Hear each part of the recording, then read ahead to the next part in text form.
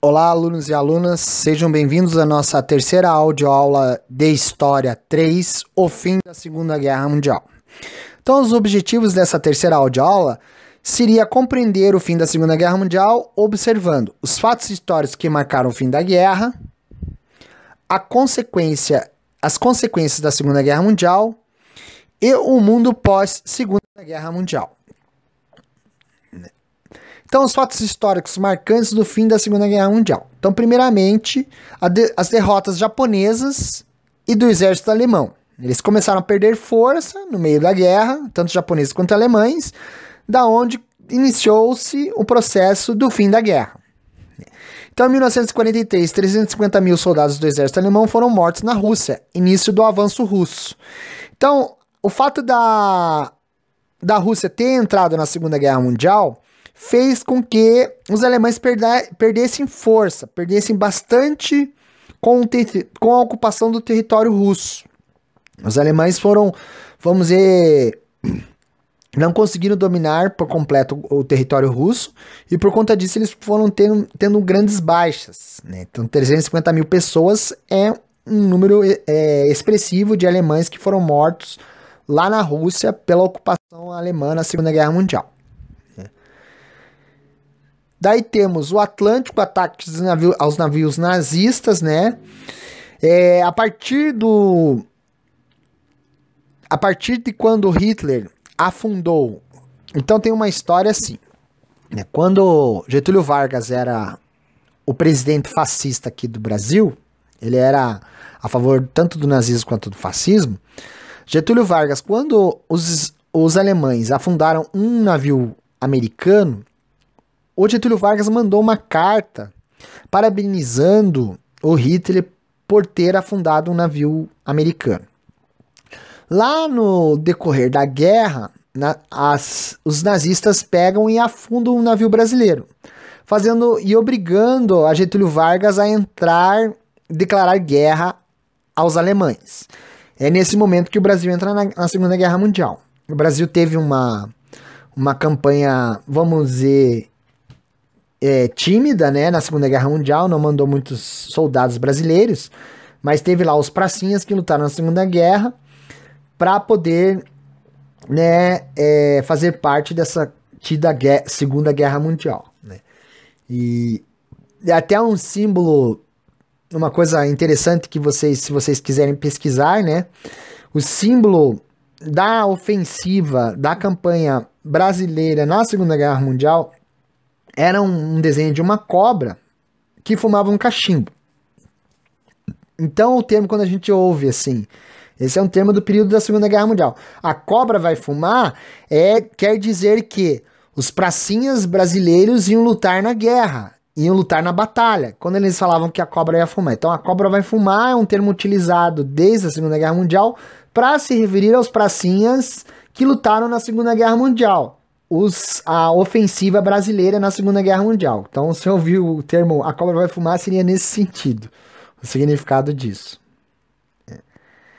Então, os ataques diários às cidades alemãs, né, promoveu uma grande instabilidade na ideia da perda e baixas alemãs, assim como italianas e japonesas no conflito da Segunda Guerra Mundial.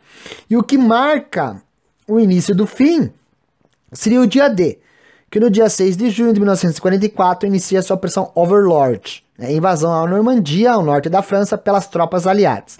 Então foi uma ofensiva muito grande, né, da qual houve uma grande derrota alemã lá na França, no litoral francês, né. O dia D é marcado, né, quem quiser ter um referencial de imagens e desse momento do dia D, de como foi retratado isso como isso foi retratado pelo cinema, não consigo falar cinematograficamente, como foi retratado no cinema. Quem assistiu o Resgate do Soldado Ryan, o início daquele filme é o dia D, é o desembarque das tropas aliadas na Normandia, né? Então toda aquela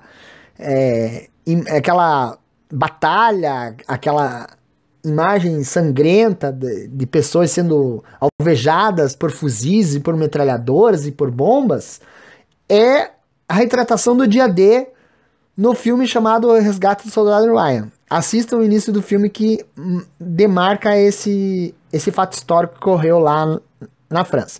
Então a resistência da alemã foi através de propagandas e bombas, né? Bombas aéreas, principalmente, né? Então, no dia 7 de dezembro de 1941, o ataque japonês, os kamikazes a Pearl Harbor, a base de Pearl Harbor nos Estados Unidos, fazem com que os Estados Unidos entrem na guerra. Então, os japoneses, né, mandam aeronaves, mandam aviões de guerra para uma ofensiva contra os Estados Unidos. E os kamikaze eram os pilotos suicidas japoneses que jogavam seus aviões contra a base militar de Pearl Harbor, né? Então, além deles descarregarem toda a sua munição, o que eles faziam? Acabava a munição, eles jogavam os aviões e se matavam para atacar a base. Porque a ordem era para que não voltasse nenhum sobrevivente do ataque. Então, os kamikazes seriam esses pilotos suicidas que jogavam seus aviões após descarregar todo o seu armamento bélico ao ataque a Pearl Harbor. Isso fez com que os Estados Unidos entrassem na Segunda Guerra Mundial. E vamos ver a ofensiva americana, né? Os Estados Unidos lançam pela primeira vez na história da humanidade um ataque nuclear. 2 bombas atômicas foram lançadas contra o Japão. Então isso motiva os americanos a fazer o lançamento de bombas atômicas como ofensiva ao povo japonês, como ofensiva ao Japão. Então, em 1945, a Conferência da Itália, a rendição da Alemanha, o lançamento de bombas atômicas sobre Hiroshima e Nagasaki e a rendição do Japão demonstra o fim da Segunda Guerra Mundial. Então, em 1945, né, o lançamento das 2 bombas atômicas, né, que seria Hiroshima e Nagasaki, marcam o fim da guerra porque ali demonstra o poder bélico de extermínio entre seres humanos, né, que é a bomba nuclear, né? Então diz que no epicentro da bomba, quando a bomba caiu em Hiroshima e Nagasaki, equivalia a 6 sóis. Imagine uma temperatura que você era pulverizado instantaneamente no epicentro da bomba. As pessoas eram desintegradas, pulverizadas da face da Terra. Isso foi na primeira vez na história de uma guerra promovida pelos seres humanos. Então, as consequências da Segunda Guerra Mundial, o que elas trouxeram? Estupros em massas cometidos pelas tropas aliadas na Alemanha, principalmente os soviéticos, e na Itália, principalmente os franceses. Os Gaumiers, as tropas marroquinas, né? Então, é essa ideia de que houve lá também o estupro em Nanquim, lá, promovido pelos japoneses, lá em Singapura, se eu não me engano, que também foram os japoneses fazendo atrocidades ao povo que eles dominavam, que além de estuprar, eles assassinaram milhares e milhares de chineses com a ofensiva que eles fizeram contra o Japão contra os chineses, né? Então, as atrocidades promovidas pelo lado do eixo e dos aliados foram enormes, as perdas de civis foram enormes, as baixas civis foram enormes dos dois lados, né? Então, a destruição da infraestrutura dos países europeus que participaram da guerra, a Europa saiu totalmente arrasada da Segunda Guerra Mundial, quebrada economicamente, né? O que fez? Milhares de homens ficaram sem trabalho, né? Ficaram escravizados nos países vencedores durante meses, né? Essas pessoas que foram prisioneiras de guerra, né? Foram maltratadas, né? Foram colocadas na condição de escravizados.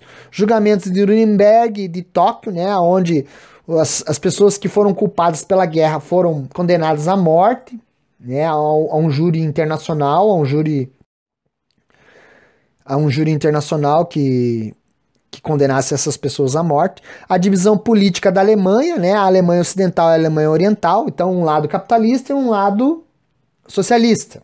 Se é a divisão da Alemanha. A divisão política da Coreia também, a Coreia do Sul e a Coreia do Norte, também seguindo a mesma lógica, um lado capitalista e um lado socialista, né? Enfraquecimento das potências da Europa Ocidental, né? A Europa perdeu muita força política e econômica nesse momento da fim da Segunda Guerra Mundial, a criação da Organização das Nações Unidas. Então, a criação da ONU se dá inicialmente lá na Primeira Guerra Mundial com a Liga das Nações, que se tornou a Organização das Nações Unidas. Então, a Organização das Nações Unidas é o órgão internacional que promove a ideia de impedir conflitos bélicos no mundo, pedir o avanço de guerras no mundo. Isso aconteceu no dia 24 de outubro de 1945, onde 51 países foram membros da ONU, formaram membros da ONU. O Brasil agora se tornou, desde acho que do governo Lula, se tornou membro da ONU, né? Relacionado a conflitos de guerra, né? Então, a Organização das Nações Unidas veio com a ideia de impedir uma terceira guerra mundial. Primeiramente, viram que a Segunda Guerra Mundial criou várias baixas, a Primeira e a Segunda Guerra Mundial, e a Terceira Guerra Mundial viria com a ideia de destruição do planeta. Então, a ideia do surgimento da ONU foi impedir uma terceira guerra nuclear, da onde houve a União Soviética, que se tornou uma superpotência, que disputava, junto com os Estados Unidos, espaços sociopolíticos e econômicos, né? Então, a aceleração do processo de descolonização afroasiática, né? Os asiáticos descolonizando perderam as suas colônias na África, né? E a bipolaridade do mundo, né? Politicamente e economicamente. A divisão do mundo entre Estados Unidos, que defende uma visão sociopolítica econômica capitalista, e a União das Repúblicas Socialistas Soviéticas, que defende um ideal socialista, da onde se parte para uma guerra fria, uma guerra que ficava nas entrelinhas, uma guerra que nunca aconteceu, e sim era uma guerra ideológica dos dois países, as duas maiores potências que saíram, entre aspas, vitoriosas da Segunda Guerra Mundial, criando dominar politicamente e economicamente o mundo. De um lado os Estados Unidos, do outro lado a União Soviética, né? Então a gente tem esses dois países como os grandes vencedores da Segunda Guerra Mundial. Então, o saldo da guerra, né? O desenvolvimento tecnológico, né? Então lá se criou os primeiros estudos de genética surgindo na Segunda Guerra Mundial, estudos ligados à corrida espacial também surgiram na Segunda Guerra Mundial. A ideia da utilização de uma energia nuclear promovida pelos estudos com energia quântica, né? Transportes mais ágeis, né? Como uma motocicleta, como o surgimento de transportes bélicos, né? De tanque de guerra e tudo mais. Armas eficientes no Holocausto, né? O extermínio de 6 milhões, mais ou menos 6 milhões de judeus, né? Isso foi promovido de uma forma muito eficaz pelo nazifascismo, né? Então, essa profissionalização do extermínio de seres humanos surgiu na Segunda Guerra Mundial, né? As bombas atômicas demonstram isso, né? As bombas atômicas. Então, as câmaras de gás e campos de concentração foi um desenvolvimento de tecnologia para a morte, para o assassinato, para o extermínio em massa. Dezenas de milhões de mortos, né, na Segunda Guerra Mundial. Foi esse o saldo negativo, né? Não tem... O saldo positivo seria a tecnologia deixada para benefício da humanidade. A Europa totalmente destruída, né? O Japão destruído também. Dezenas de milhões de feridos e mutilados, né? Isso foi o que causou enquanto consequência da guerra. Doenças em decorrência do uso da bomba atômica, né? A radiação, as pessoas, até a 7ª geração, essas pessoas vão ter câncer, né? Lá, os descendentes de Hiroshima e Nagasaki, os sobreviventes, né? As pessoas que sobreviveram à guerra e têm descendentes, causou isso para a população japonesa. Então, como eu estava falando anteriormente, né, a Guerra Fria foi um saldo negativo da guerra, da onde houve uma guerra ideológica entre americanos e russos, da onde isso é demonstrado nos filmes, isso é demonstrado nas histórias em quadrinhos, isso é demonstrado na disputa olímpica, né? isso fica muito claro, né? Se você vê os Jogos Olímpicos, quem sempre sai como as maiores medalhas de ouro são tanto os Estados Unidos quanto os russos. Então, por exemplo, né, a ideia das histórias em quadrinhos, né? Por exemplo, a história do Popeye, né? O Popeye é um marinheiro americano, né, que tem a sua heroína, né, que tem que salvar, heroicamente a Olivia, que sempre está em perigo. E o que combate, o que quer pegar a mulher do Popeye no desenho seria quem? O Brutus, que é um russo. E o Brutus tenta pegar a mulher do Popeye, que sempre está em perigo. Então ali há uma linguagem subliminar em dizer que os americanos eram os bonzinhos e os russos eram os vilões da história. Isso é uma guerra ideológica. É criando no imaginário das crianças, no período que surgiu o Popeye, Pica-Pau também tem a mesma pegada, né? Qual que é a pegada do Pica-Pau? O Pica-Pau não é o passarinho que tem a cor da bandeira americana, vermelha, azul e branca. E ele sempre está azucrinando a vida do Leôncio, que é um leão marinho, né? Que fala russo.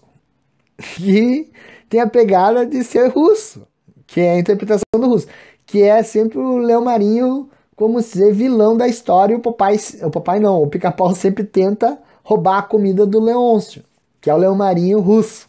Então essa seriam exemplos de desenhos que passam uma linguagem subliminar da ideologia da Guerra Fria. Se você olhar os quadrinhos do Stan Lee, né, o Stan Lee, criador dos heróis da Marvel, o que é o Capitão América e o Caveira Vermelha? É a disputa americana contra a ofensiva que a Hydra, que é o grupo subnazista, por assim dizer, alemão, que o soro do super soldado que o Capitão América toma, que é pro bem, e o Caveira Vermelha, lá os nazistas também fazem o soro do super soldado, onde deforma a cara do soldado alemão, que ele se torna Caveira Vermelha. Ele fica com a cara deformada, só com uma caveira com a cor vermelha. Que seria a disputa ideológica entre americanos e entre os russos. Entre os russos não, entre os alemães. Que é menção à Segunda Guerra Mundial. Né? Então, Stan Lee retrata um pouco dessa fim da Segunda Guerra Mundial, retrata um pouco da ideia também do ideal americano, do super soldado americano, que é o Capitão América, e o super soldado alemão, que é o Caveira Vermelha. São representações mundial. Vamos ver, tanto cinematográficos como também então das chegamos ao fim da nossa terceira audioaula da Segunda Guerra Mundial e História 3. Né? Peço a vocês que façam a atividade 3, que está lá no Google Classroom, né? A avaliação 3, A3, que valerá também 1 ponto. Né? Espero que todos e todas estejam bem. Espero estar com vocês o mais breve possível. Até a nossa próxima audioaula. Um abraço a todos e